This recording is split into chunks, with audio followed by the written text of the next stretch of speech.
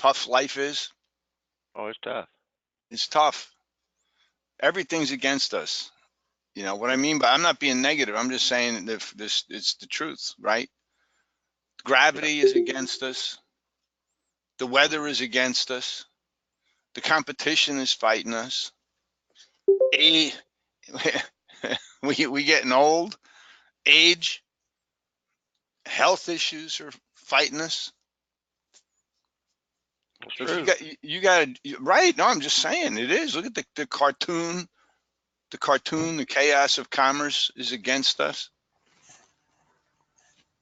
It's a constant I'm gonna battle, turn my and screen. it's a constant battle, and the only thing that keeps us on course in this crazy ass world we live in, the only thing is the vision that we have for ourselves. So you got to guard that vision. You got to guard that vision, like with it, like this. This is it. The only thing you got is your vision that you have, the story that you have for yourself, what you're here on the planet to do, and you got to run for it. You got to go after it with gusto. You got to chase it and fight for it.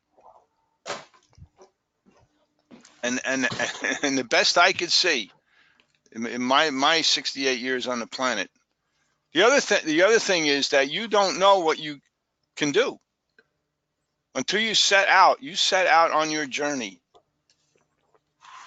You have no idea what you're capable of. None. And you have no idea what's going to happen. Absolutely none. Magic can show up if you go after your dream with vigor, with gusto, with commitment. I tell you, when I was I didn't start singing until I was 40. I woke up one day and said, I'm going to sing. I'm going to learn how to sing. Beginner, total novice. Never had any kind of music training. You know what the music training was I had as a kid? When I was 13, I'll never forget this. I was in high school. Every young boy wants to become a drummer, right? So I begged my folks. I said, I want to take drum lessons. They said, all right. So I went to this music school in Ridgewood, New Jersey, and they never bought me any kind of drums. They bought me a drum pad. It didn't make any noise. That was cruel, don't you think? Yeah, maybe they didn't want you to make noise, Dan. No, no kidding. But it was cruel. That's what I'm saying. You have to fight for your dream. You know when I got my first drum kit? When I was about uh, 44, 45, I bought a drum kit. I had it here at the house. I, okay. I taught myself to play drums. I swear to God. I'll show you a picture one day. Beautiful red Sonar drum kit, German drum kit. Beautiful. But anyway, so I start singing. This is just proof you don't know what's going to happen. You don't know what you're capable of. A few years later, I'm on stage in a 16-piece band. My band, 16 pieces. A horn section, three backup singers, percussion, two keyboard players. This is crazy. Like three guitar players. And you know who I'm on stage playing with? A Oh, guy who a guy who years earlier, and I'm having this is like an out of body experience. I'm watching myself. This is just proof of what I'm saying. You don't know what's going to happen, but if you go for it. The Who opened for Vince Martell. The Who opened for him. He played with Jimi Hendrix 13 times. And here I am, a salesman, standing on sharing the stage with this guy.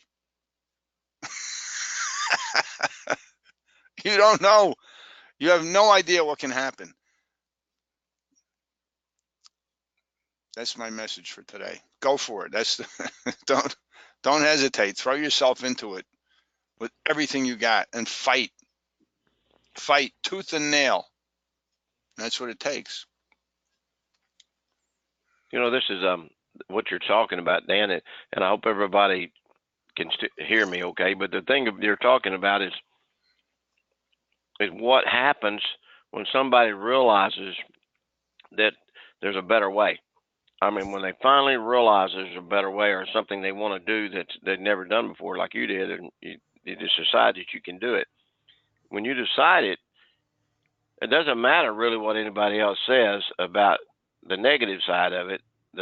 You always find the positive side. You always find the reason why.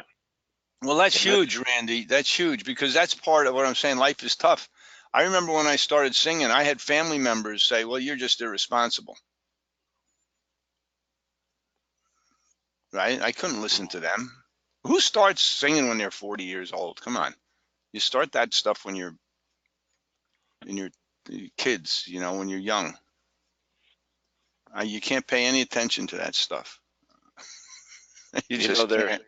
the reality says that, so here's a scenario. Here's a scenario I think that will relate to everybody. Everybody has done something in their life that they would like to do again, or maybe possibly do it some time in the future. You know, but at the same time, they've also never done stuff that they would like to do, and maybe still do it in the future. The difference is that you just ain't made that decision to do it, and finding out your why. That's the why thing is the big deal to me. Why am I doing it, and understanding my why, not just because I want to do it, but there's a reason behind it that's maybe even deeper than somebody can even explain. I'll give you an example of that. When we go back and listen to some of the calls, sometimes, and by God, this is going to hit hard a little bit.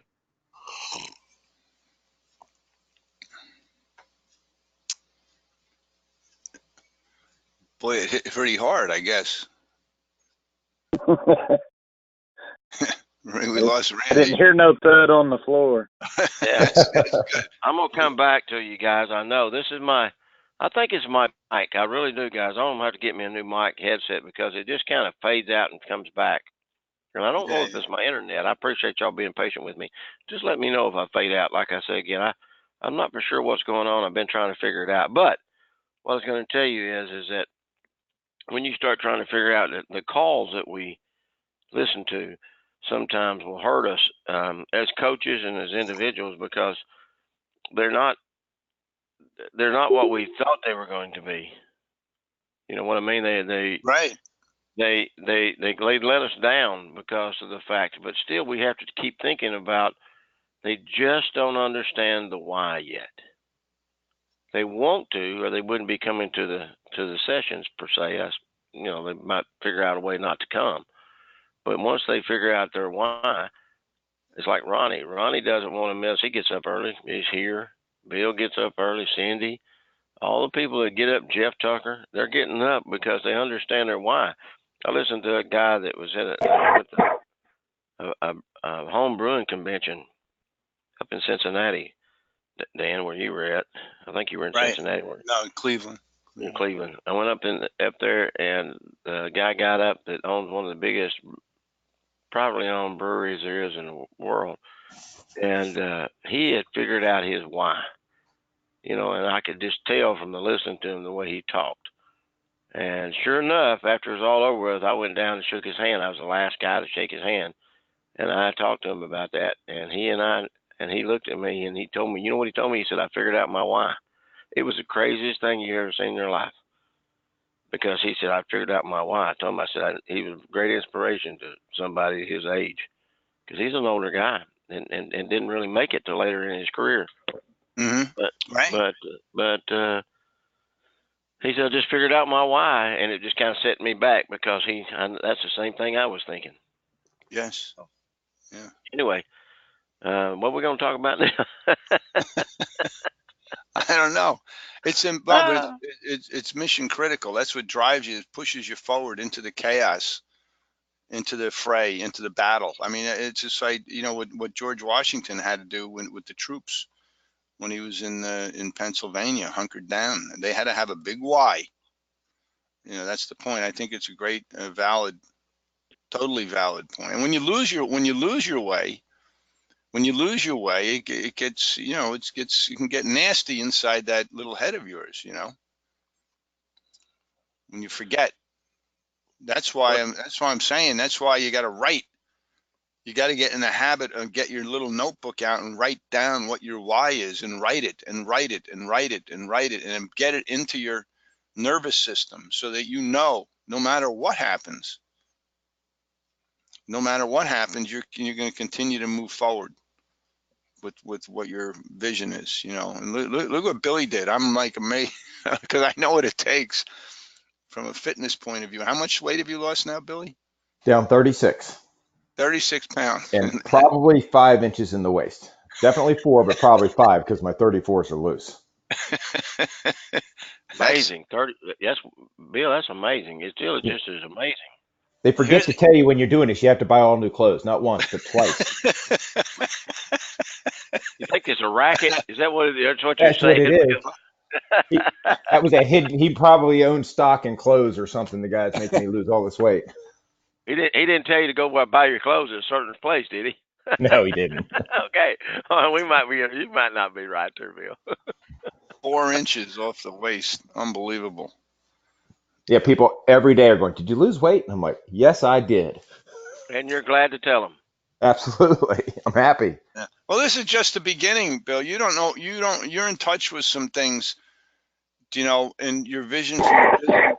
You're just getting started. You don't know where this is going to take you. That's my point. Once you get started on this vision quest, you don't know where it's going to take you. You just don't know, right? And be open. But keep moving forward and be open and looking, and magical stuff can happen. Magical stuff. That's right. I didn't know I'd be working on this TAPS program with Jeff Tucker when we started this thing. I had no idea. It wasn't in the plans, but it's just going on being committed to teaching people how language works, being committed to teaching people the source of personal power. That's what my gig is. I get a kick out of it. I can't think of any better game to play for me personally. Just is what it is, right? So all of a sudden I meet Jeff and I see what he's into. I go, holy crap, this is amazing, this thing. And now I'm like consumed.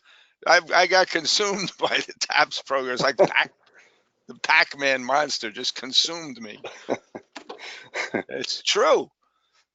It's amazing. And now It's hard not to get excited about something like that, though, Dan. Especially if you have again, we'll go back to that. If you have a compassion for what you're trying to accomplish, whether it be monetary or just gratification that you're doing something good for the individuals, then you can't help but get excited about something that can help those people. You know what, Steve Jobs, I watched this video, Steve Jobs, the other day, last week sometime, and he said, when I was 23, I made $1 million. When I was 24, I made $10 million. When I was 25, I made $100 million. And he said, this is go boom, boom, boom. Talk about explosive growth. My God. Right? He said it was never about the money for me, ever. He says, I wanted to help people. I wanted to invent something that would help people. That's what I was looking to do. And I'm passionate about that. And I know that's what Jeff is passionate about. I know that's what Bill's passionate about. Randy, I know you too. Cindy, all of you. Ronnie's been a transformation. He's one of the miracles. Where you were when I first met you, Ronnie, to where you are today. It's like like night and day.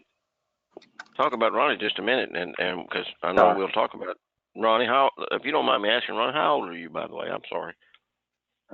55. 55. 55 made, and the difference between Ronnie and when I met him and now is like Dan says, like two different people to me. It is, right? No, it is. No, it's like two different people. Not that I didn't think Ronnie cared before or anything like that. It's just that his caring now is at a different level than it was when I first met him. He cares, and like I say again, Well, I know before I cared with my heart, but I didn't know I didn't have the tools to help the customers like I do now.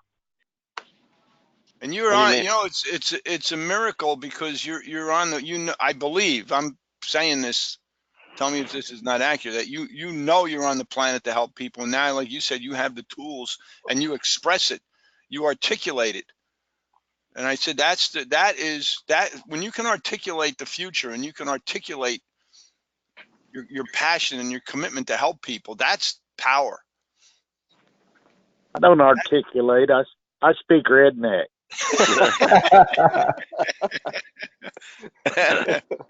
Okay. All right. That's funny. Hound dog holler. Hound dog Yep. holler redneck. It's a whole different dialect than everybody else's. I gotta go take a picture of that sign just for Dan and Yes, you have to. Combs. That's where he lives, Hound Dog Holler. I'll get that picture and I'll send it to Randy for you. They must have a Hound Dog Holler down by you, Jeff, I'm thinking. Yeah, I know there's one here. I thought, well, what's wrong with that? It sounds Yeah, there you good. go. Jeff goes. And Jeff goes. And your point is? Yeah, your point.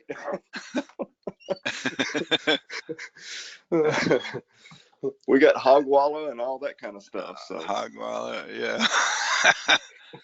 That's funny. All right. But Hound Dog Holler is just off Coyote Trail, which runs past Dip Creek Road. Yeah, that's truth. He's telling y'all the truth. He's not making that up. Yeah. That's love hysterical. Hysterical. But guys, listen, we're all on a mission in life. I mean, that's the point. That's the message. We had a long message today. Great discussion. The Breakfast Club. Cindy, this is the Breakfast Club. I'm so thrilled that you're here. Are you still here with us, Cindy? Yes, I'm still here. I'm just listening to you guys. Good. She sat back either smiling or frowning. One of the two. I Right. think. She's got a question mark in her head, right? What's going on here? Nah, I'm just sitting back laughing. Everybody needs to laugh sometime during the day. Right? Cindy's probably sitting back thinking, "Is every state but ours switched over to medical marijuana already?" That's right. Yeah, but No, I'm in hippie town. You don't know anything about Decatur when you say that, because I'm in hippie town. hippie town. Yeah, hippie town. That's funny. That's great. Well, it's Yeah, great. they to have play you ukuleles over here. Oh, cool. That's still pretty cool. I don't care where you're at. here. Where you at, Cindy? I'm in Decatur, Georgia. Oh yeah. Yeah, Cindy, this is something, and when we talk about this, and I know that you struggle with this, and we're going to get a little bit back on this track here just for a second. Will you struggle with the fact that you've had some frustration with some of your employees just not putting it on court? Am I right on that, or am I wrong? Well, I only got one right now, so not really so much as we're struggling just to get through the day right now. Okay. When you say you only got one, it's going to be one of those. I only days, got right? one. Oh, you got one? I only got one. Personnel issues, yeah. Well, it would make it tough, especially in a busy day, to only have one. But that just makes it that much more important, in my book, to not fall down, to stand up and do the right thing and say the right words and be the right person and just be there. Be that one. Be Well, that I think one that makes a difference. Again, we go back to what we said. What's your commitment? So I know there was a slight incident yesterday down there by Cindy, right? Mm-hmm. And it all boils down to one of the team members didn't say, "I can help you with that," and that's all the customer wanted to hear. Right back. Is that accurate, Cindy? Well, he said it at the beginning of the call, and when the customer pressed him on, from what I gathered from the call, I wasn't here yesterday. I fortunately had a day off because someone came and worked from another store, so I can have a day off. So what I gathered from the call, we don't take appointments for tire repairs. And so the person that was actually calling is pretty forceful every time he comes in. He thinks that just because he's gotten services here before, that he should be always at all times for the last 5 years I've waited on him, put ahead of everybody else. So he's like that every single time he calls. So I don't know if that was the source of why he didn't say I can try to help you the best I can at the end, because he did say I can definitely help you with that, and he gave him a window of time. He just wanted the customer wanted us to predict what the wait was, and he really wanted us to give him a window of time to come in for a service that we say is a walk-in service. And there was a better way for us to communicate that this is a walk-in service to me and still sound like we wanted to help the customer. Well, whether So my that's point. pretty much where we actually dropped the ball, because we can't. You when you have appointments, you book appointments and you space them out based on the number of staff that you have and what you have already booked for the day. Even if you're saying you're still going to take that type of appointment, you can't. We have to like cut it off where because we can't take appointments for every service, because what we found was when we were taking appointments for everything, it was stopping us from being able to set tire appointments, set oil change appointments, because we were taking appointments for everything, because you're blocking off a window of time, and you can't block off every single window of time unless you're going to put 5 guys on a 5-bay shop on all appointments, and you're only going to be appointments. No, I understand, and So, I think the lesson. I think the lesson for me in these types of situations is just, we go back to what the design of this whole program is all about. Is that when you make a commitment to take care of a customer within a time frame, right? It eases the customer's mind. That's all they want. A lot of mhm. times, they just want that peace. It doesn't Well, mean that if that way. Let me finish. It doesn't mean that you handle it any different than a walk-in. It's not the point. They just hear. They no. hear. Well, oh yeah, you're going to take care of me between 10 and 11. Yeah, or between 10 and 12. You can give a range. You can make a commitment to something, right? I Okay. promise. I promise to help you. I don't disagree with that. That's all I'm saying. Is the commitment brings I don't peace. disagree with that. Brings peace. If they don't experience that commitment, and I'm certain that that's all most people want anyway, is some type of commitment because they listen. Well, I mean, at the end of the call, the gist of the call is you could have just said, hey, the guy didn't really know when he was going to come in. And he wanted us to basically give him a window of time to come in for a service that you don't have an appointment for. The Right, best way to say that, in the way we actually get those calls every 30 minutes, because that happens all day, every day, because we have a lot of construction over here. So it right, gets pretty busy with flat repairs. That's why we can't handle the calls, because we usually open the door with 10 or 15 flat repairs when we first open the door. Right. But and then we don't do plugs, we only do patches, so they have to take the wheels off, and it's just a little bit longer.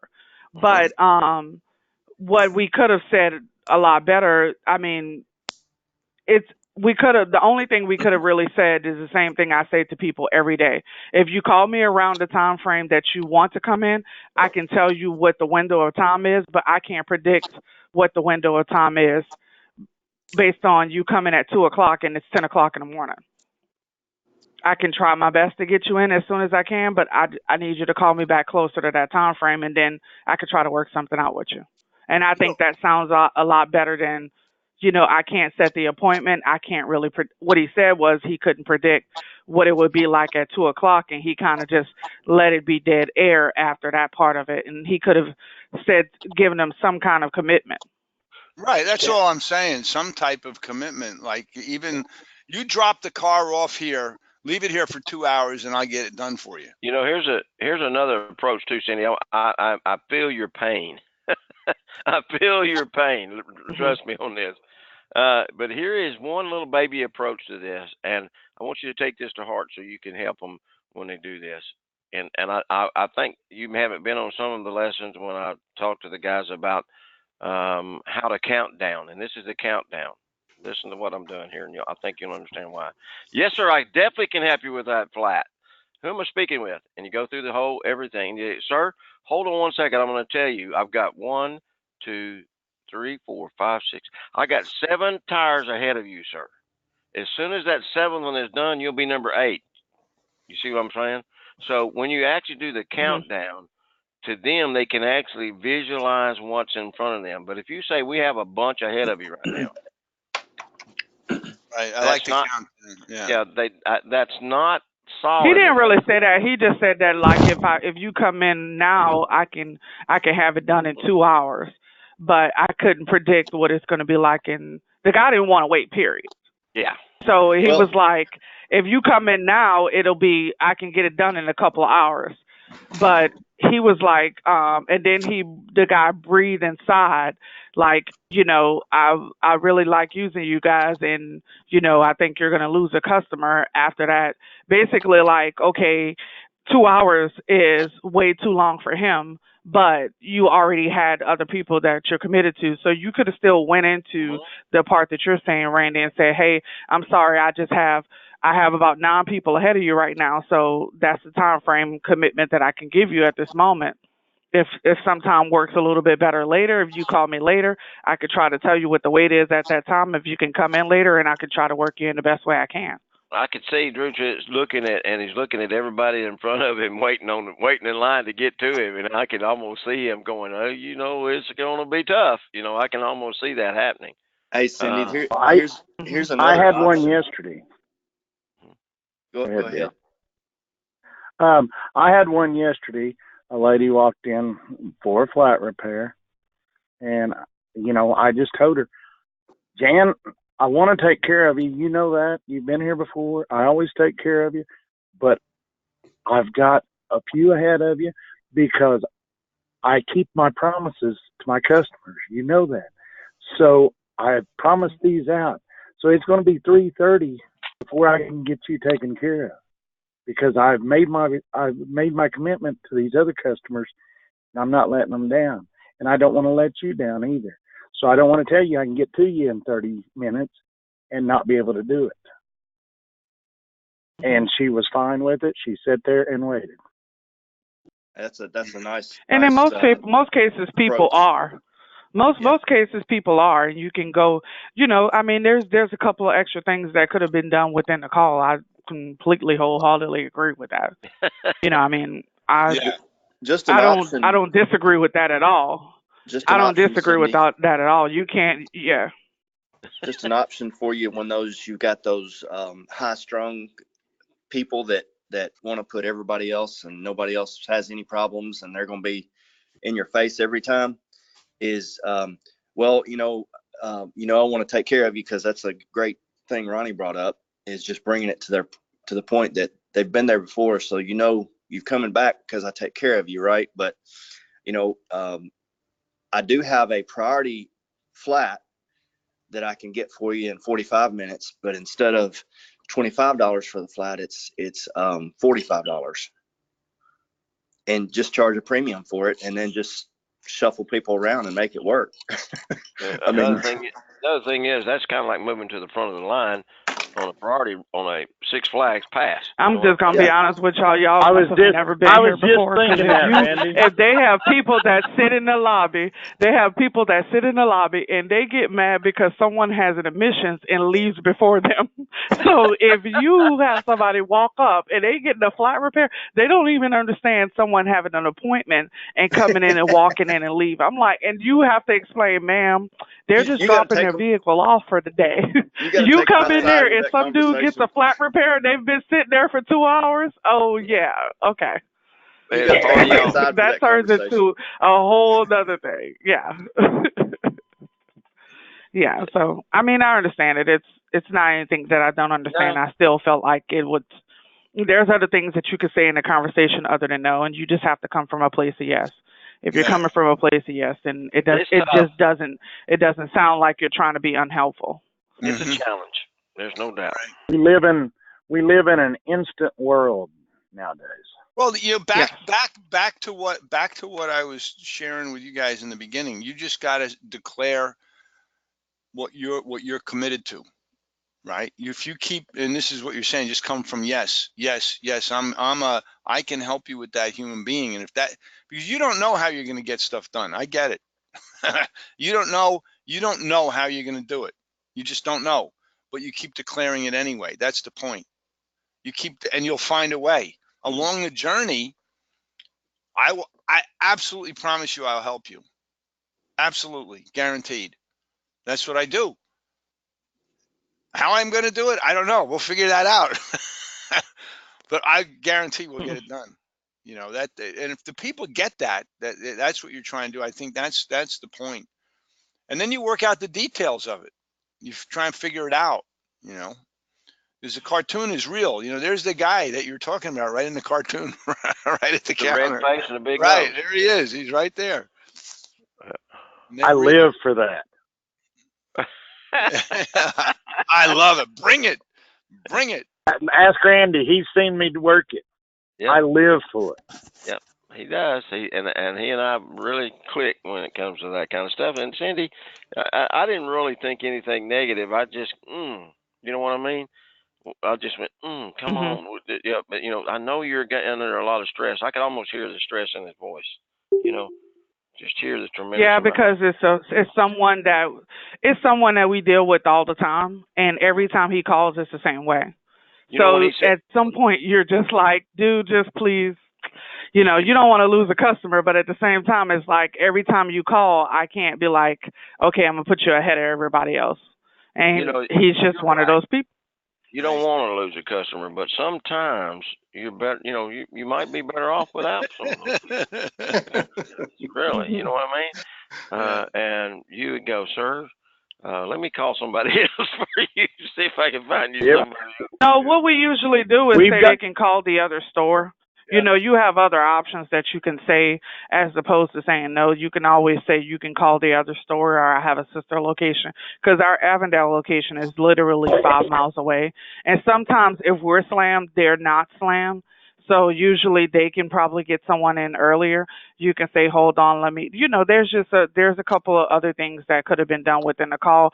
But when you know exactly who you're talking to, that kind of, you can't lose sight of. I think it's mainly you can't lose sight of that just because this person is aggressive every time they call. And then a lot of times you'll look in the system, this guy has not purchased anything other than the oil change and a filter and a couple of flat repairs in the last 3 years of his history. But if you listen at the call, you would think that he buys a whole gaggle of services. But I mean, it's just a couple of different things that could have been said different in the call, but I can't disagree with anything with him when I know I've waited on that person before and I know how they are every time they call. Mm-hmm. Yeah, right. No doubt, Sandy. We have notes on our. And then if you tell him 2:00 when he comes in at 2:10, if you do not move his car, it will be a problem. How come you hadn't moved my car yet? You need to give him pull it around back where they can't see it. Pull it around back where they can't see it and let it sit. We have notes on our actually system. do. I actually do. We do it too all the time. We know how to work that too, dear. We know how to do that too. We got those people too. We do. And we can put notes on our customers' I'm standing at the counter, like literally waiting, and like, okay, as soon as he gets there, I'm gonna pull his car right in the back. I rack it up myself and jack it up. We can add notes to our customers' files, and some of them say fired. Yeah. They do. We actually do document that this person is fired from the business, and no offense to that individual, but as Cindy, it's just like you said, they will do everything they can sometimes to disrupt you, no matter how helpful you try to be. And now we don't have as many people fired as we used to. You know why? Because we've learned how to deal with them a little bit better. But a long time ago, Danny used to ride on there fired all the time. I don't need that kind of headache, You would fire him, buddy. If that customer comes in, tell him to send him to the competition. Yeah, he would send them to the competition, but let them deal with them. No, we still send them to the Avondale location, and they'll be like, "Why you sent this guy over here?" I said, "Listen, he needs to get in right away. You had availability." I say he's yours now. Yeah, Billy learned that you got to Yeah. be careful where you put that fired because sometimes it Oh, he prints actually out put on it the in the wrong customer's place. receipt. Yeah, he printed it in the wrong place. He put it up there and it come out on the customer's invoice. Don He Smith told me fired. about that. That's funny. Oh shoot! Well, All that's right. hilarious. Yeah, but there's All right. always a couple other things that you could do in a call, just coming from a place of yes, and that's what I pretty much preach on a daily basis. Beautiful. Beautiful, guys. It's fun. The land of Lots yes. of fun. Billy, how are your guys doing overall? Billy still there? I think he left us. You leave? Okay. Yeah, he may have left about. I think he left about 2 minutes ago. Oh 3 yeah, minutes. All right. Okay. Good. All righty, guys. I know we're running a little bit over, but this was a good morning session. I hope everybody had a laugh and can move on because that's what we have to do. We have to laugh and move on. yeah. Yeah, and stay in touch with your why. Yeah, Even when it gets exactly. crazy, you know. Begin to understand the Yeah. why is still there. Yeah. Thanks, Very Cindy, good. for sharing that and allowing us to talk to talk it out loud. It makes us feel. I know exactly what he was going through. There's no doubt. So Yeah. All right, guys. Randy, can I Yep, talk with you I for a few understand. minutes? yeah, go ahead, Dan. All right. All right, Yeah. Cindy, we'll see you, dear. Bye, Okay, bye, guys. Ronnie. All right, have a good one. All righty. Bye, Jeff. You want to call me, Dan, or on the phone? Or you No, want? we Talk could to you stay guys in here. a minute. Okay. All right. No, Talk I to y'all wanted. later. Okay, Hold Ronnie. I'll see on. you later, buddy. I don't think I'm coming over that way today, but I'll see you later, man. All right. I Bye-bye. wanted to.